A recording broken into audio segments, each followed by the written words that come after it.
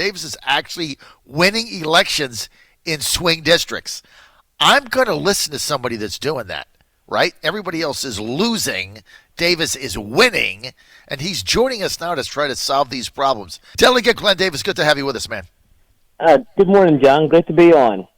So when you get off, TrumpNationNews.com, check it out. You're going to get hooked on it because of its simplicity. Now, I know you're a tech guy. This site is so simple. You're going to be like, Fredericks' site is brilliant in its simplicity. I know you're going to get fired up. And I know you're going to sign up for the daily TNN alert. Definitely. As soon as we're off, I got to go check this out. TrumpNationNews.com. Glenn Davis, you heard my intro, and we're here at the Republican Party Advance trying to figure out what to do going forward. And look, Glenn, there's two schools of thought. There's the Glenn Davis school of thought, what to go forward, and you've got a proven track record in winning in tough districts. And then there's others who have a different view, which, of course, I'll let you elaborate on the two of them, because Republicans are going to have to figure out which path they're going to take going forward. And we talked a little bit about this the other day. I was hoping that you would outline your vision for what the Republican Party of Virginia has to do, Glenn, in order to compete. Well, John, I think it's pretty simple. We just have to have a message, and we have to be willing to run on that message. It's the message that we ran on back in the the 80s that made me want to be a Republican, right? It's the message that governed us back in the Ronald Reagan years. It's what is it that we're going to do? What is it that we're going to bring forward to this nation and policies that are going to make people's lives better? We didn't run on the Democrats have bigger horns on their heads than we do, or they're more evil than we are. That has tended to be the message that's gotten our rear end kicked. We've been the party of, no, or putting the head in the sand for too long, and not the party of the big, bold initiative ideas that make a difference on the issues that people talk about around the kitchen table. Unfortunately, we haven't been doing that, and that's what's cost us to lose. I don't buy into the whole it's a Trump issue and we couldn't have helped it. Look, I'm an entrepreneur. I don't believe that anyone's to blame or anyone sets my destiny besides myself. If we don't like the environment, then find a different path. And I saw it this election cycle. If you look at certain races where one Republican in an area, let's say the Republican delegate, ran a race on ideas, on initiatives, not just this negative campaign on the airwaves, and you look at a Republican that ran for the Senate in the same precincts, and you look at the spread, you see people who split ballots. You realize that there really are still those independent voters out there that will split a ballot and vote for the person. You see it in my race with, if you look at the precincts between me and Bill DeStef. You see it in the races up there with Schuyler Van Valkenburg and Siobhan Dunavant. Right. You see it in races around John McGuire. There's a number of races you can look at around the Commonwealth where you can say, when one candidate, went the whole, I'm a Republican and the Democrats are more evil than we are, please vote for me. And the other Republican, ran kind of on the Republican ideas of here's what we're going to do. You see people split ballots where they may not vote for that one Republican, they'll vote for the one with the ideas. No, look, I think you're spot on, Glenn. And here's the problem with the opposing view that is emerging or has emerged on the debacle that Republicans have experienced here in the last two cycles, starting with Ed Gillespie in 2017, which is blame Trump. Here's the problem with that. It's an easy out, right? It's blaming someone else.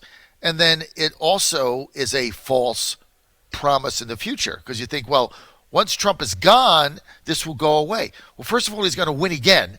So you're going to have to deal with him in 2021 and 2023. So he's going to win again.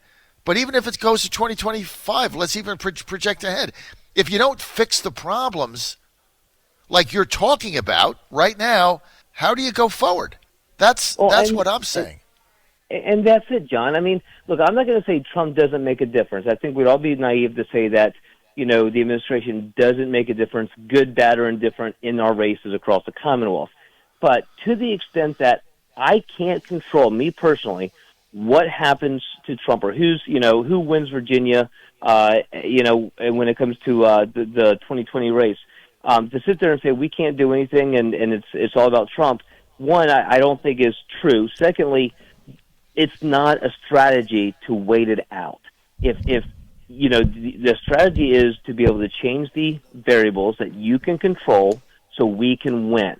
And I would say that we can win whether or not Trump is in the White House next year or not in the White House. I'd like to see him stay in the White House like you. I think we've had some good policies come through. But we can't just, blame him for the losses and not do the analysis and look inward on ourselves and say, look, we've really been screwing this up, which is why we've lost the House of Delegates and lost so many seats over the last 2 cycles. Glenn, that is so true. That is so accurate because, look, the bottom line is you can't blame this on something else because if you do that, guess what? You're never going to fix it, right? Yep. And that's number one, Glenn. And the second thing is you hit on something. You said we need a message. We need a positive message. Does anyone have any idea what the message for Republicans was in the 2019 cycle? Do you have any idea what it was, Glenn? I don't think we had a consistent one throughout the Commonwealth. I knew what it was in my district and where I ran, and having looked at ads, I knew what it was, in some other districts, but it was very disjointed. And overwhelmingly, what came out of, Richmond, as far as I could tell, was Democrats are bad, evil. They're going to kill babies. They're going to confiscate all guns.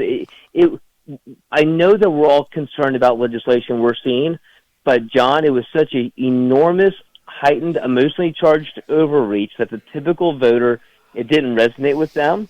They thought it was, we had MS-13 ads running down here against a candidate. You want to talk about issues that backfire. I think we tried to throw everything we possibly could to scare the living bejesus out of Virginians to vote for a Democrat, and they didn't buy it. Go figure. Well, because it was all negative and there was no positive message. There was not a single Republican talking about on a consistent basis statewide, and I told this to Kirk Cox on several times. There was not a single consistent message that said, "This is the reason you should vote for these Republican candidates in this cycle," and we never did that, and so. That was the result that we had. And look, if you look at the Trump victory in 2016, he had a clear message. And the Democrats had a clear message. It was very simple. Trump sucks, guns. That's it. That was their message. They all ran on it. It was simple. Trump sucks and guns, right? If you think there's a gun problem, vote for us. If you hate Trump, vote for us. We'll take one out of the two is fine.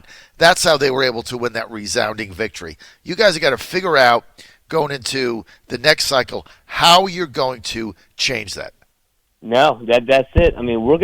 It's gonna have to be messaging of, here's not just how, my concern at this point is we're focused on, here's how the Democrats are screwing up. See, we told you so. Now, not to say that a little bit of that isn't valid, but we better be able to say on the backside, and here's what we would be doing right now if in charge, and here's what we will do in the future if given the opportunity. We can't just focus on the front half and say they're screwing up. Goodness knows, we had the majority for quite some time, and, we didn't exactly focus on, on tackling some of the biggest issues, as they arose during our, tenure of governorship either. So I think it's got to be an issue of we run on the issues and ideas that make a difference in people's lives that they talk about around the kitchen table, and about bringing back the American dream, about saving it for all Americans, and making sure everyone has a chance and an equal opportunity at it. It's something that today still resonates as much as it did during the 80s. It's just we don't talk about it anymore as Republicans. I think you nailed it, Glenn. No question about it. All right, now, I want to get to another topic. Congress, 2nd District, 2020. Right now, there's not a viable candidate. I know there's several candidates that have announced or are running to take on Elaine Luria, Glenn, but in my judgment, None of them are going to win. So in my mind, there's not a viable candidate. You juxtapose that to the Republicans running in the 7th district, where there are several really, really strong candidates vying for the opportunity to take on Abigail Spanberger. Nick Freitas is the favorite. Just won a big write-in campaign. John McGuire, I tell you what, never count him out. He's a hard worker. He's got a base. He's wins like Glenn Davis does. You've got Commander Nags, Tina Ramirez. I mean, these are viable candidates. You go to the 2nd district, the only one that I know of that people are talking about is Ben Loyola, really nice guy. I know he's a friend of yours and a friend of mine. I've interviewed him enough, but he doesn't win. Ran for state senate, lost. Ran for city council, lost. Ran for Congress, lost. You got to have somebody who can win. So when I look around, and some people have mentioned Chris Stolley. Sorry, lost. So you look around and you say, okay, who's the candidate that can win a swing district in Virginia Beach while he's being outspent 5.5 to 1 and run on a positive message, who was pro-Trump as soon as your candidate dropped out? You never wavered, and you've been there the whole time for us. And I'm looking this over, and the only name that I can come up with is Glenn Davis. I think if you get in this race, you're going to win that primary, you're going to be the nominee, and then you win. Well, John, I always appreciate the kind words, and look, I share the same position you do, that Elaine Luria, is very vulnerable this year, and because of some of the positions she's taken that has gone contrary to the working across the lines and bipartisanship scenario. I understand the pressure put on her by leadership when they want you to fall in line. God knows no one understands it sometimes more than I.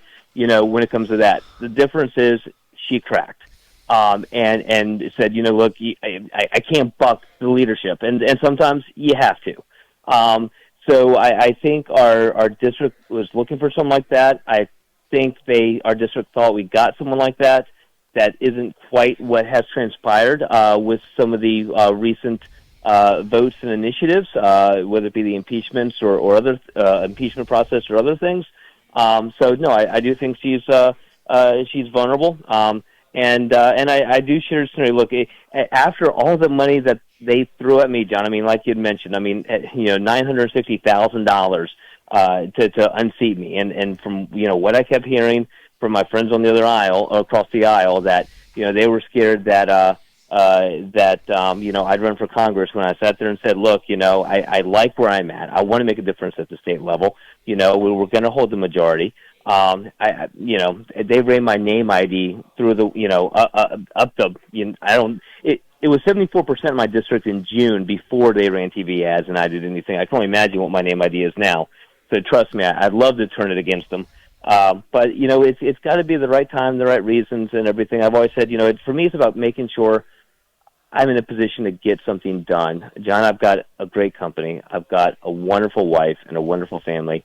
I will sacrifice in any position I think I can make a difference in. What I don't want to do is find myself in a situation with a title and not able to make a difference, because at that point I'd rather spend my time in my company and with my family. So that's always been the important part of the equation for me. Well, look, when you talk about being in a position to get things done, if you look at where you are right now, you're in the minority in the House, likely to be for some time where you can't get anything done, to be honest. And it's not like it's a 51-49 where maybe you can combine with a couple people and stop something. I mean, you guys are down by 6, I believe, right? Was it? No, down was it 55-45? So you're down by 10. Mm-hmm. I mean, you're not going to get anything done there. If you run for Congress and win, your win in the 2nd district could be the difference between a Republican majority in the House and not. And certainly, if you win, Trump wins, and you get the gavel back, and say Kevin McCarthy's the speaker, the things you guys are going to be able to get done are going to knock your socks off in the 2nd Trump term. So actually, it would be exactly what you're saying. You would be in a position to affect the future of a country where now, I mean, look, you guys are backbenchers to caucus of the corn. And these people are not going to compromise with you on anything. Well, I mean, John, you're right. I mean, a very important part of the equation is making sure that we win the second district, and I think there is a good chance that we might be able to take back the House up in Washington. As you can imagine, given the conversations that you and I have had in the past, one of the biggest issues that I think need to come along, as well as some of the policy changes in Washington, and starting to be even in Washington kind of a party of getting things done and moving things forward again, is also bringing back some of this civility up there. And unfortunately, it doesn't matter what the reality is in Richmond, whether we do work together and have some civility, or whether we don't. We get hit with the perception of what's coming down from Washington, which is a significant lack of civility and inability for people to work across the aisles and talk about the big issues and find workable solutions for people across the nation. And so that's got to be reinstilled just as much as good policy up there. We have to have the right person. Like I said, I have to have that belief that I have the ability to make a difference at one level as opposed to the other level. And you're right, it is going to be extremely challenging going forward in the House of Delegates. I was hoping that and thinking that we could maintain the majority at a minimum, be a very, very close. If we happen to not prevail, let's keep the majority be a 49-51. And only maybe be a 1-2 seat difference where we could at least pressure some scenarios to still be influential. But you're right, that didn't transpire. Well, we'll have to see how it transpires going forward. Unfortunately, I'm out of time. If you can answer this one question with just simple yes or no. This is from Sean in Newport News. He says, can you ask Glenn Davis if he is going to vote for Dick Saslow's SB-16 gun grab bill? Yes or no? Oh, my God. John, not a chance in the world. I think gun grab is an understatement of what that bill does. So, all right, man, I got to go. Glenn Davis, check out our new site, TrumpNationNews.com.